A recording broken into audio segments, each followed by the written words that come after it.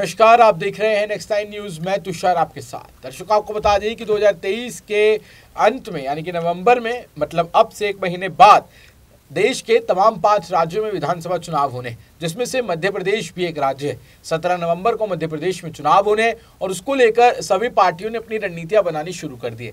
लेकिन दर्शकों, आपको बता दें कि जहां एक तरफ भारतीय जनता पार्टी है तो वहीं दूसरी तरफ कांग्रेस पार्टी भी है। यहाँ पर मध्य प्रदेश की अगर हम बात करें तो बीजेपी और कांग्रेस इस समय कांटे की टक्कर एक दूसरे को देते हुए नजर आ रहे हैं। लेकिन इसी बीच एक बड़ी खबर अभी सामने आई है और वो ये कि ज्योतिरादित्य सिंधिया ने कांग्रेस के कुछ नेताओं को यहाँ पर जो है भारतीय जनता पार्टी में शामिल कर लिया है। जी हाँ, ये वही एक बार फिर से घटनाक्रम दोहराया जा रहा है जो 2018 में हुआ था। आपको याद होगा किस तरीके से 2018 में लोगों ने यानी कि मध्य प्रदेश की जनता ने चुना था कांग्रेस की सरकार को, लेकिन उस वक्त ज्योतिरादित्य सिंधिया जो थे वो बागी हो गए थे। उन्होंने बागी तेवर अपना लिए थे और कई अपने विधायकों को तोड़कर, अपने समर्थकों को तोड़कर कांग्रेस से जो है वो ले जाकर वो बैठ गए थे बीजेपी के गोद में। और उसके बाद वहां पर फिर कमलनाथ की सरकार गिर गई थी और बनी थी शिवराज सिंह चौहान की सरकार, जो इस समय भारतीय जनता पार्टी से मध्य प्रदेश के सीएम है। लेकिन एक बार फिर आज हमें चुनाव से पहले ये कृत्य होते हुए दिखाई दिया। आपको बता दें दर्शकों कि केंद्रीय मंत्री ज्योतिरादित्य सिंधिया की मौजूदगी में कांग्रेस नेता आशा दोहरे, अनीता जैन और राकेश जैन बीजेपी में शामिल हुए हैं। और इसको लेकर ज्योतिरादित्य सिंधिया क्या कहते हुए दिखाई दे रहे हैं, पहले आपको उनका ये वीडियो दिखाते हैं। आज अशोकनगर से उसमें से बड़े नाम है जिन्होंने आज कांग्रेस से बगावत की। देखो, मेरा एक पारिवारिक रिश्ता और ऐतिहासिक रिश्ता इन दोनों के साथ रहा है। अनीता के साथ रहा है, राकेश के साथ रहा है। और मैंने आप लोगों को कई बार कहा है, मैं राजनीति में नहीं हूं, मैं जनसेवा में हूं। और जो मेरे रिश्ते मैं कोशिश करता हूं बनाने के लिए, चाहे इनके साथ हों चाहे आपके साथ भी हों, वो दिल के रिश्ते बनाने की कोशिश करता हूं। कुछ कारणवश हमारे साथ ये नहीं रहे,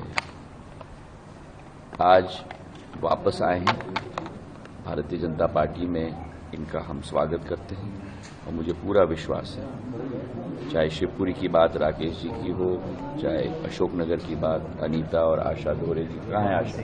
हाँ, आशा की हो, पूर्ण रूप से भारतीय जनता पार्टी का झंडा बुलंद रखने के लिए जी जान मेरे साथ कंधे से कंधे मिलाकर रखेंगे। तो देखा आपने किस तरीके से यहाँ पर इन तीनों नेताओं को शामिल करने के बाद यहाँ पर लगातार ज्योतिरादित्य सिंधिया बधाई देते हुए नजर आ रहे हैं और वो कह रहे हैं कि मैं राजनीति करने नहीं आया हूं, मैं समाज सेवा करने आया हूं। मैं राजनेता नहीं हूं, मैं समाज सेवक हूं। और उसके तहत वो ये कार्य करते नजर आ रहे हैं। दरअसल अब इस पूरे मुद्दे पर बात करने के लिए हमारे साथ हमारे साथी पत्रकार शामिल हैं आकाश। तो आकाश, आपसे सबसे पहला सवाल हमारा ये रहने वाला है, जिस तरीके से 2018 की तरह एक बार फिर से हमें ये कृत्य देखने को मिल रहा है, एक बार फिर से वही पूरा का पूरा सीन जो है दोहराया जा रहा है जो 2018 में ज्योतिरादित्य सिंधिया ने दोहराया था। किस तरीके से देख रहे हैं आप इस पूरे घटनाक्रम को? देखिए, फिलहाल जिस प्रकार से चुनाव आने वाले हैं और अभी विधानसभा के चुनाव और 5 राज्यों में कांग्रेस पार्टी हो या बीजेपी पार्टी अपने बड़े दावे ठोक रही है। लगातार बीजेपी पार्टी इस बात का दावा ठोकती है कि आने वाले जो विधानसभा चुनाव उसमें कम से कम 3 से 4 राज्यों में अपनी सरकार जरूर बना ली और उसके बाद केंद्र के लिए तो ऑलरेडी उस सत्ता पर बैठी है।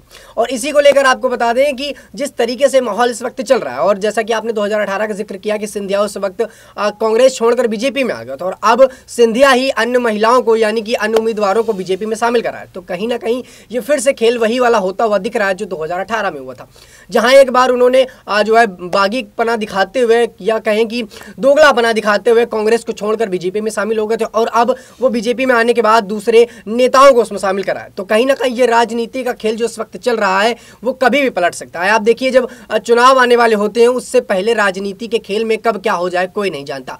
राजनीति में कोई किसी का सगा नहीं होता। इसका बड़ा उदाहरण सिंधिया ने खुद दिया था कांग्रेस से अलग होकर। और अब ये भी बात कही जा रही है कि सिंधिया को टिकट को लेकर तमाम अटकलें सामने आई थी कि बीजेपी बीजेपी पार्टी उनको टिकट नहीं दे रही। हालांकि इस मुद्दे पर अभी खुलकर कोई बात सामने नहीं आई, लेकिन आने वाले समय में अगर बीजेपी के कुछ तेवर अगर बदलते हैं सिंधिया को लेकर, तो वही सिंधिया जो कांग्रेस से बीजेपी में आ गए थे, उनको बीजेपी से कांग्रेस में जाने में कितना समय लग सकता है। तो कहीं ना कहीं चुनाव के पहले ये पूरा मामला एक बार फिर से वही रिपीट होता हुआ दिख रहा है जो 2018 में हुआ था और अब के चुनाव में वो दिख रहा है। अगर यही माहौल रहा तो आने वाले विधानसभा चुनाव में कहीं ना कहीं ज्यादा जो है रणनीतियों के तहत खेल बिगड़ता हुआ नजर आएगा, चाहे वो बीजेपी पार्टी का हो चाहे वो कांग्रेस पार्टी का हो। जी, तो जिस तरीके से यहाँ पर हमारे साथी ये कहते हुए नजर आते हैं कि यहाँ पर खेल बिगड़ता हुआ नजर आएगा अगर ऐसा ही माहौल रहा तो। लेकिन दर्शकों, जिस तरीके से हम लगातार देखते आ रहे हैं, ज्योतिरादित्य सिंधिया जब से भारतीय जनता पार्टी के खेमे में शामिल हुए तब से उन्होंने लगातार ही जो है वो कांग्रेस को लेकर बागी तेवर अपनाते हुए कांग्रेस को लेकर जो है एक के बाद एक यहाँ पर हमले बोलते हुए दिखाई दिए। 2018 में जिस तरीके से भारी जनाधार यहाँ पर कांग्रेस को मिला था और उसके बाद सत्ता में आने के बाद सिंधिया पलटे, वो बागी तेवर अपनाए और उन्होंने भारतीय जनता पार्टी के खेमे में जाने का तय किया। लेकिन इस बार जो 2023 में विधानसभा चुनाव होने उसको लेकर एक अगला सवाल मेरा आपसे रहने वाला है आकाश। जिस तरीके से 2018 में हमने देखा था कि लोगों ने जो थे, यानी कि जनता ने भारतीय जनता पार्टी को नहीं बल्कि कांग्रेस को चुना था, लेकिन यहाँ पर नेताओं के जो खेल चले उसको देखते हुए यहाँ पर भारतीय जनता पार्टी सरकार में आ गई। लेकिन इस बार जो 2023 में अब चुनाव होने हैं, 17 नवंबर को चुनाव होने हैं, जिसके नतीजे 3 दिसंबर को हमें देखने को मिलेंगे।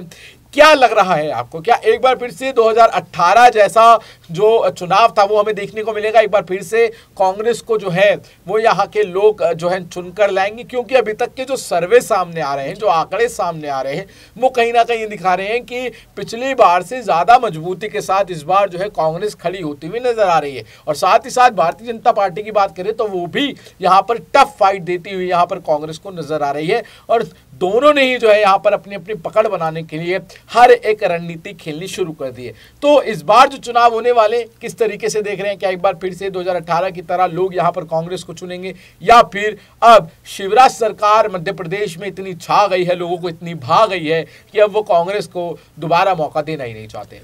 देखिए, पहले तो मैं आपके सवालों का जवाब दे दूं। जिस तरीके से आपने कहा कि आने वाले चुनाव में क्या कांग्रेस फिर से वापसी कर सकती, तो देखिए कहीं ना कहीं जिस प्रकार से कांग्रेस का औधा इस वक्त बढ़ता हुआ नजर आ रहा है 2018 की अपेक्षा में।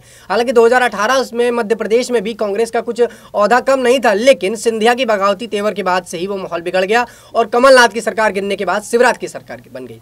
वहीं आपको बता दें कि इस बार भी ऐसा ही माहौल है। हालांकि पिछली बार की से ज्यादा इस बार कांग्रेस पार्टी मजबूती के साथ चुनाव लड़ रही है और कहीं ना कहीं जो भारत जोड़ो यात्रा राहुल गांधी ने की उसका एक उनको बड़ा एडवांटेज मिलता हुआ यहाँ पर नजर आ रहा है, क्योंकि भारत जोड़ो यात्रा के साथ उन्होंने काफी लोगों को अपने साथ जो है जोड़ा, यहाँ तक यूथ को भी उन्होंने जोड़ लिया, जो कि आने वाली पीढ़ी है, जो माना जाता है कि वोट के लिए बहुत जरूरी है। अगर उन्होंने अपना वोट दे दिया तो कहीं ना कहीं उनके परिवार वाले जरूर इस बात को एक्सेप्ट करते हैं। वहीं आपको बता दें कि जिस तरीके से माहौल अभी है, 2018 में ऐसा देखा गया था और अब इस बार कांग्रेस पार्टी कहीं ना कहीं तेजी से आगे बढ़ रही है और लगातार कई राज्यों में अपनी सरकार बनाने की उम्मीदें दिखा रही है। हालांकि जिस प्रकार की सर्वे सामने आ रहे हैं उससे तो यही मालूम पड़ रहा है कि कांग्रेस पार्टी एक बार फिर से दोबारा से पलट करेगी। लेकिन बस देखना ये होगा कांग्रेस पार्टी का कोई ऐसा नेता फिर से वही बगावती तेवर न दिखा जाए जो सिंधिया ने दिखाया। तो अगर ऐसा होता है तो कांग्रेस पार्टी भले ही सत्ता में आ जाए, भले ही अपनी सरकार बनाने, लेकिन कहीं ना कहीं सरकार गिर जाएगी, क्योंकि जब अपने ही खेमे का कोई आदमी दूसरे में चला जाए तो फिर सत्ता कैसे रह सकती है। ऐसा ही मैं आपको बता दूं दर्शकों कि कई बार देखा गया है बीजेपी पार्टी भी ऐसा ही करते हुए नजर। हालांकि बीजेपी पार्टी को राजस्थान के चुनाव में थोड़ी टफ फाइट करनी पड़ेगी, क्योंकि राजस्थान में कांग्रेस की पहले से काफी ज्यादा जड़ें मजबूत है और मध्य प्रदेश में भी वो पीछे नहीं है। हालांकि कुछ समय पहले जब उनकी सरकार बनी थी तब भी वो काफी ज्यादा वोटों के साथ और काफी सीटों के साथ वहां पर जीते थे और ऐसे में दोबारा से मध्य प्रदेश में उनका जीतना कहीं ना कहीं मुमकिन सा दिख रहा है और राजस्थान में उनकी जड़ें पहले से काफी मजबूत दिख रही है। हालांकि वहीं बात करें छत्तीसगढ़ की, तो छत्तीसगढ़ में भूपेश बघेल काफी अच्छा प्रदर्शन कर रहे हैं, वो लगातार जनता से मिल रहे हैं और लोगों के बीच जाकर किसानों के कर्ज माफी तक की बात कर रहे हैं कि अगर हमारी सरकार बनती है तो हम कर्ज माफी करेंगे। वहीं बीजेपी पार्टी जो है टैक्स लगाकर गरीबों से पैसा लेती है, हम गरीबों का पैसा माफ करेंगे, गरीबों को राहत देंगे। तो कहीं ना कहीं तमाम मुद्दों को लेकर जिस प्रकार से कांग्रेस पार्टी इस बार चुनाव में उतरी है, तो कहीं ना कहीं इस बार कांग्रेस पार्टी को एडवांटेज दिखता हुआ मिल रहा है, क्योंकि ग्राउंड सर्वे पर ज्यादातर लोग कांग्रेस पार्टी और खास तौर पर राहुल गांधी को काफी ज्यादा पसंद करते हुए नजर आ रहे हैं। जी, तो जिस तरीके से हमारे साथी ने बताया कैसे छत्तीसगढ़ राजस्थान का उदाहरण देते हुए आपको पूरा मामला अच्छे से समझाया कि कैसे अब यहाँ पर जो कांग्रेस है वो पहले से और ज़्यादा जो है बेहतरीन तरीके से मैदान में उतरती हुई, मजबूत तरीके से मैदान में उतरती हुई नजर आ रही है, और किस तरीके से लोगों ने भी जो है अब यहाँ पर भारत जोड़ो यात्रा के बाद राहुल गांधी को, कांग्रेस पार्टी को पसंद करना शुरू कर दिया, और इसके पीछे भारत जोड़ो यात्रा का एक बहुत बड़ा हाथ भी देखा जा रहा है। बहरहाल जिस तरीके से आज ज्योतिरादित्य सिंधिया ने 3 और कांग्रेस के नेताओं को भारतीय जनता पार्टी में शामिल करा है, इस पूरे मुद्दे पर किस तरीके से आप अपनी राय रखते हैं, क्या सोचते हैं आप, और किस तरीके से इस पूरे घटनाक्रम को देखते हैं, नीचे कमेंट सेक्शन में हमें जरूर बताएं। आज के सेशन में महज इतना ही, चलते हैं, विदाई लेते हैं, धन्यवाद।